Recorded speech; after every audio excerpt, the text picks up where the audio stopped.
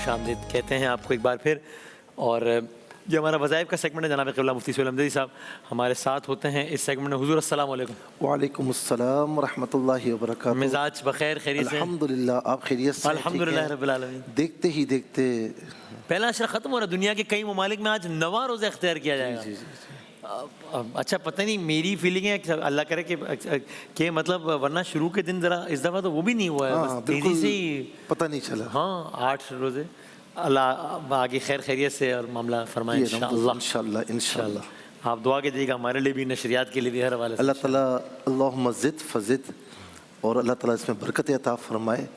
اور میں آپ سے صحیح کہوں کہ جب لوگ ملتے ہیں نا تو الحمدللہ جو کمنٹس دیتے ہیں نا کہ ہمیں دیکھ کر روحانیت ملتی ہے. اللہ اللہ اللہ. اور ہمیں ایسا لگتا ہے کہ واقعی رمضان کی ٹرانسمیشن ہو رہی ہے. اللہ اکبر. تو دل خوش ہوتا ہے. الحمدللہ رب العالمین. اور ظاہر ہے کہ ہم آخرت کے پیچھے جائیں گے نا تو دنیا خود بخود ملے گی انشاءاللہ. واہ واہ واہ.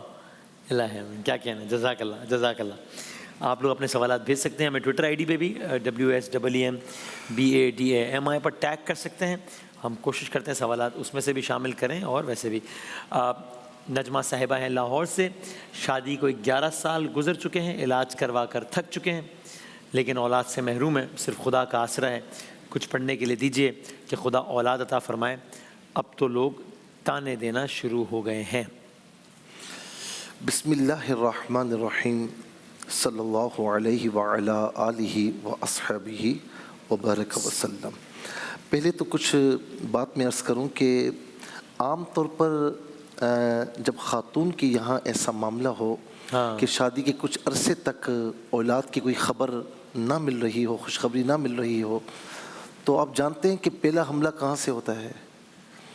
پہلا حملہ خاتون سے ہی ہوتا ہے. وہ ساس ہوتی ہے یا نند ہوتی ہے، وہ باتیں کرنا شروع کر دیتی ہے. اور شوہر کو پہلے اتنا محسوس نہیں ہوتا، لیکن جب بار بار بات آتی ہے نا تو پھر وہ بھی ٹینشن دینا شروع کرتا ہے. میں یہاں پر یہ کہوں گا کہ اگر اولاد کا معاملہ اس طرح ہے تو اس میں یاد رکھیں کہ عورت کا کوئی قصور نہیں ہے. اچھا، جو ساس اپنی بہو کے ساتھ یہ معاملہ کر رہی ہے یا جو نند اپنی بھابھی کے ساتھ یہ معاملہ کر رہی ہے، انہیں سوچنا چاہیے اگر اس کی جگہ جو ہے وہ میری بہن ہوتی یا میری بیٹی ہوتی اور اسے سسرال والے تانے دے رہے ہوتے تو ہمارا حال کیا ہوتا. تو ہم یہی کہہ رہے ہوتے کہ بھائی وہ تو بے قصور ہے. تو اسی لیے اس کو بھی اپنی بیٹی سمجھیں اور اس طرح تان و تشنی کا نشانہ نہ بنائیں. اور یہاں پر صرف یہ نہیں کہ ان کے بارے میں، جہاں جہاں ایسی سچویشن ہوتی ہے میں ان کو یہ عرض کر رہا ہوں کہ پھر دوسرا شوہر سے بھی میں کہوں گا، بھائی سے بھی کہوں گا کہ کبھی ایسا ہو تو آپ علاج کی طرف جائیں، ڈاکٹر سے رجوع کریں، علاج کی طرف جائیں. آج دور جدید ہے، ایک سے ایک ظاہر طریقہ ہے تو الحمدللہ ہو جاتی ہے. اس میں مایوس ہونے کی ضرورت نہیں ہے. اچھا، ایک تو علاج کی طرف توجہ دے، اور دوسرا جو سورہ آل عمران کی یہ آیت کریمہ ہے نا، کیا بات ہے کیا بات ہے. یہ زکریا علیہ السلام ان کی عمر مبارکہ پتہ ہے کتنی تھی؟ 120 ایئرس. اور ان کی جو زوجہ محترمہ تھی ان کی ایج تھی 80 ایئرس. اچھا، ایک تو 80 سال ایج، دوسرا وہ بانجھ تھی. قرآن کریم نے یہ فرمایا عاقرہ، وہ بانجھ تھی. اور بانجھ اسے کہتے ہیں کہ جس کی اولاد نہیں ہو سکتی. اب معاملہ یہ تھا کہ مریم رضی اللہ تعالی عنہا جو عیسیٰ علیہ السلام کی والدہ ماجدہ ہیں، وہ ان کے زکریا علیہ السلام خالو لگتے ہیں. صحیح. اور مریم رضی اللہ تعالی عنہا جب بیت المقدس کے لیے وقف ہوئیں تو آپ کی کفالت میں آئیں. اب ہوا یہ کہ آیت نمبر 37 اگر اٹھائیں تو کلما دخل علیہا زکریا المحراب وجد عندہا رزقا. جب بھی محراب میں داخل ہوتے تو بے موسم کے پھل وہاں پاتے ہیں. قال یا مریم انا لکی ھذا، اے مریم یہ کہاں سے آئے؟ وہ تو بچیوں کی طرح تھی نا ان کے، یہ کہاں سے آئے؟ قالت ہوا من عند اللہ. وہ بڑی ایک جو ہے نا وہ معصومیت سے فرماتی کہ یہ تو اللہ کی طرف سے آئے. ان اللہ یرزق من یشاء بغیر حساب، وہ جسے چاہے بے حساب رزق دے.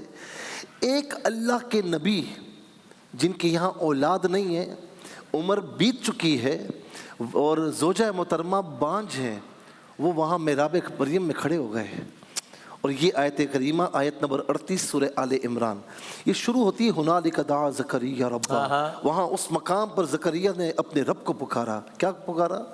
ربی حبلی من لدنک ذریۃ طیبہ انک سمیع الدعاء، ربی حبلی من لدنک ذریۃ طیبہ انک سمیع الدعاء۔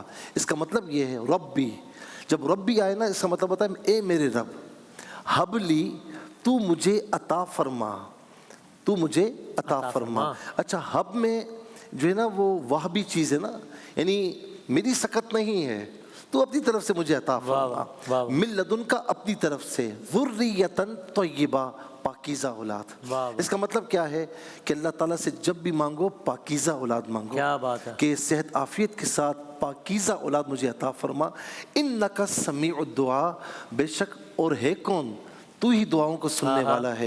یہاں پر محراب مریم میں دعا کی، اگلی آیت آیت نمبر 39 فنادتہ الملائکۃ وہو قائم، وہ کھڑے تھے، فرشتہ خوشخبری لے کر آیا، ان اللہ یبشرک بیحییٰ، کہ اللہ تعالیٰ آپ کو یحییٰ علیہ السلام کی خوشخبری عطا فرماتا ہے۔ اچھا وسیم میں یہاں پر ایک بات کروں گا کہ کسی کے ذہن میں یہ ابہام آ سکتا ہے، یہ اشکال آ سکتا ہے کہ بھئی اللہ تعالیٰ تو ہر جگہ سنتا ہے نا، اجیب دعوت الداعی اذا دعان، وہ جگہ سنتا ہے۔